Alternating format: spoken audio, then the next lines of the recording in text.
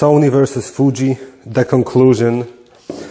Here we have both systems represented by the Sony A7 Mark II and the Fuji X-E3. It is hard to say anything much about handling, because the new Sony cameras come out with somewhat better ergonomics. On the Fuji cameras you have a joystick on the X-T2 and the X-T20. Of course, right now if you want to have a Sony camera with a joystick, you have to buy the A7R Mark III or the A9, which are really expensive cameras, really no comparison also to the system, because yes, I can tell it to you I can say it to you up front. If I decided to stay with the Sony system, I would have to go with A7R, not Mark II, because I really hate this dial and the way you focus with it, because it's just it's really just wobbly. You set the focus point and you do it, and you can just do this by accident, and here you have a clean joystick. Of course, you didn't have that on the X-T20, which I used, and I really hated it because the camera was too small for me. To be honest, I prefer the grip on the Sony much more than what you have here. The camera is front heavy. I don't know, you can buy a grip, but then why would you buy it doesn't really make sense. Why would they just make a grip here? I mean, just to handle the camera better. Size. So you don't really have that much size advantage with the Fuji. As you can see, this is from the above. They are more or less the same length. Of course, here you have the EVF, but if you took the X-T2, which is probably, the camera, like more professional, I don't really know why, because, this is better autofocusing system. What it doesn't have is weather sealing. And what would you use the weather sealing for? I mean, if you jump into the river, the camera is going to be broken, whether it has weather sealing or doesn't have. And when you just, walk around and watch what you're doing and shoot some photos in the rain, then both cameras will be fine. So I don't really know what that does. Of course, the sensor is much bigger on the Sony than on the Fuji. This is more or less obvious. When it comes to photo quality, I have to say that I really think that Sony does make better photos than the Fuji. Not by much, and I would say that the quality doesn't really justify the weight, the increase in weight that you would have to have with the Sony system. Also, if you wanted to use really good lenses, really good zoom lenses, maybe just to say, you would really have to spend like $3,000 on the 70-200 f2.8 for Sony. I mean, this one, the 55 to 140 f2.8 costs like $1,200, something like that, so 1,200 euros. So it's much better. Of course, here you have the, going back to handling, here you have the classic modes. Here you have shutter speed and aperture on the ring. I mean, it's fun, it's vintage and all, but to be honest, you cannot operate the camera with one hand, and it's, I don't know, it's not, with the Sony, you can just, in manual mode, you have access to both dials without a problem. But it's heavier, it's not really that much larger, especially when you go to X-T2. It is heavier, and you really see the size advantage when you're using like the telephoto lenses, the big ones, the zoom lenses, for example, the 70-300 for the Sony is a big lens, whereas the 55-200 for the Fuji is quite small, quite compact. You can still walk around with it without drawing too much attention to yourself. Actually, this is what it looks like. So for the Fuji, I don't really have my setup for Sony because I had to sell it to buy these things. For the Fuji, this is what I have. Actually, this is not my ideal setup. Ideally, I would have the 10 to 24 f4 for this one, then the 35 prime, and then this one, this lens. This would be the best for me. For the Sony, you can have the 16 to 35 f4, which actually you can buy cheaper on the internet than the 10 to 24 for this one if you find it, because it's, you know, it's a old and much used lens, so you can really find some cheap versions. It has crappy autofocus. Overall, I would say the quality of the zooms is much better on Fuji. I've been using the 70 to 200 f4 for this one, the 16 to 35 f4, and then the 24 to 70 f4. I will not pay $2,500 for a lens. I would rather buy a ticket to Thailand and make photos there with a worse lens. You know, I wouldn't have that much of a subject isolation, but I would be in Thailand. So, you know, like, I will not spend that much money on lenses. I would, however, I don't know, I'm really fighting with this one. You know, the A7R Mark III with the 224 205 f4 lens. The new Sony lens actually is the same size and weight as the 16 to 55 f2.8 for the Fuji.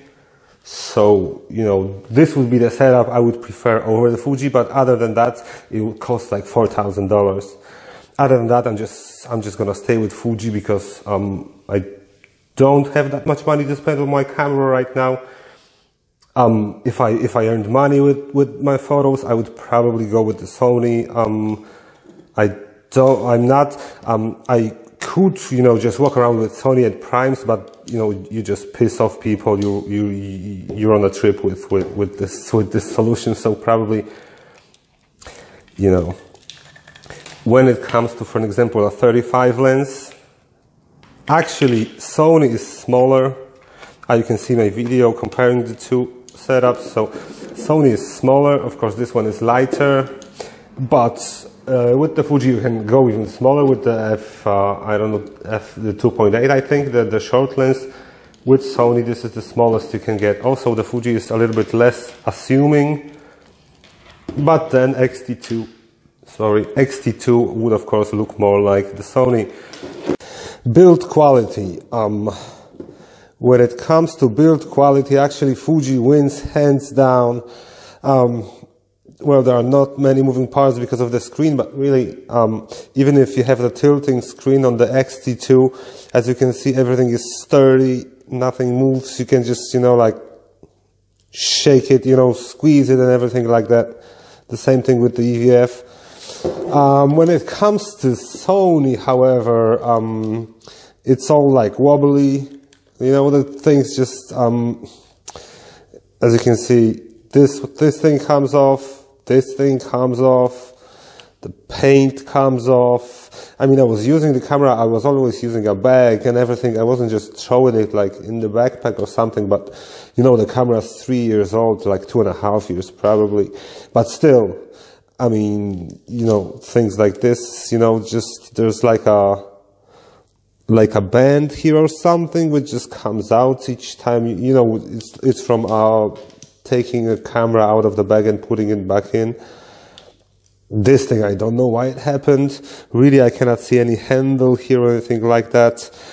And you know, all of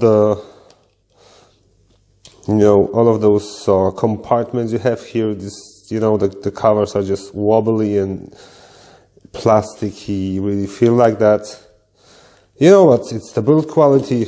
You also have the image quality to look out for. So, alright. What I want to say now is, it's really hard to make a decision on those two. What I personally am doing, I'm selling off all of my Sony gear, and I will be using the Fuji for a couple of months, and then I will decide if I'm going to go for the A7 Mark III or just stay with the Fuji system. The reason why I can do it because I had 70-200 f4, I had the 24-70 f4, and then this and the camera, and I really don't want any of those. I would like to change the, so, you know, I had to sell off my gear anyway. So I decided to, you know, buy Fuji and try it out. For you, in my opinion, if you really don't have like, you know, 5,000-6,000 euros to spend, just go with the Fuji. If you do, then go with the Sony, and you can buy us, you know, some nice primes and everything. And if you are willing to use primes and you don't really need zoom lenses, then you can really find some cheap options. The 28 f2 is really cheap. This lens costs like 300 euros new.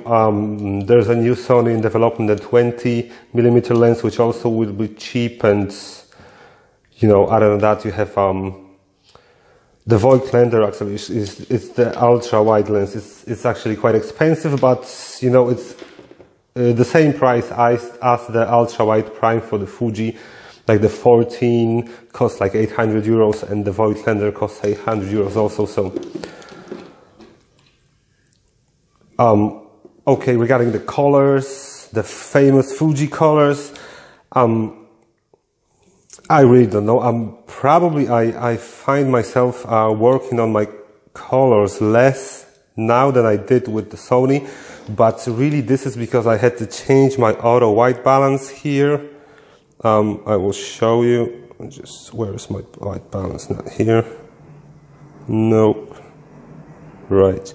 So my auto white balance is shifted like this because I find my photos to be too much on the pink side, and I had to adjust the white balance constantly. So I just decided to make this adjustment, and, you know, I'm happy with what I get.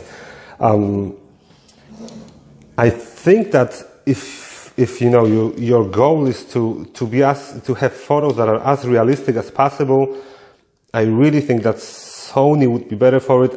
Fuji is more of an artsy camera. You know, it makes the shadows darker and it makes the photos more expressive probably, but, you know, if you are really a professional, if you're shooting, and if your goal is to just, you know, have the photos as real as possible, Sony probably would be better. If you're more of an artsy type and you want your photos to be expressive, to have this feel to them, then you would probably go with the Fuji system. Okay, that is it. If you want to see some photos, some more photos made with the two cameras, you can check out my my other videos on the comparison. And, you know, I know that I didn't really help you with the decision that much, and this is because these are just so close to each other, and also they offer you, you know, different ecosystem, different approach. Fuji's approach is much better. You know, you get the firmware updates, you get everything. With Sony, you have to buy a new camera like every year or two. Also, what I really hate about Sony is their they want to just bleed their customers dry. In my opinion, then they delay the release of the A7 Mark III so much because they want to sell like the overpriced A9. And with the A9, what they did, I mean, imagine if you just bought like A9 for $6,000 or something like that, and then 6-8 months later they would release a better camera that is also $2,000 cheaper. I mean, what the hell, Sony? What are you doing? I mean, this is crazy. With the Fuji, you can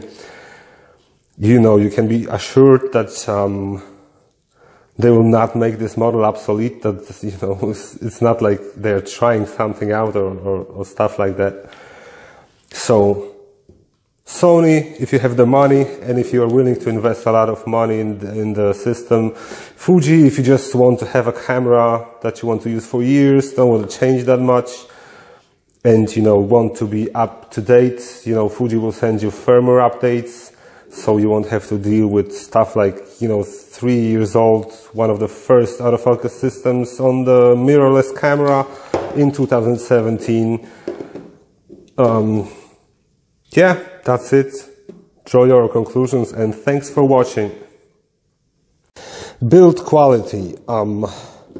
when it comes to build quality, actually Fuji wins hands down.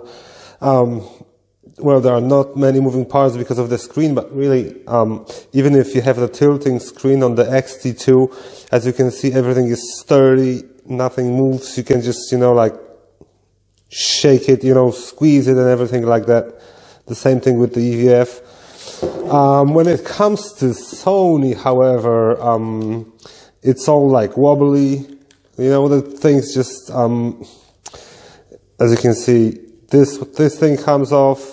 This thing comes off, the paint comes off. I mean, I was using the camera, I was always using a bag and everything. I wasn't just throwing it like in the backpack or something, but you know, the camera's 3 years old, like 2.5 years probably.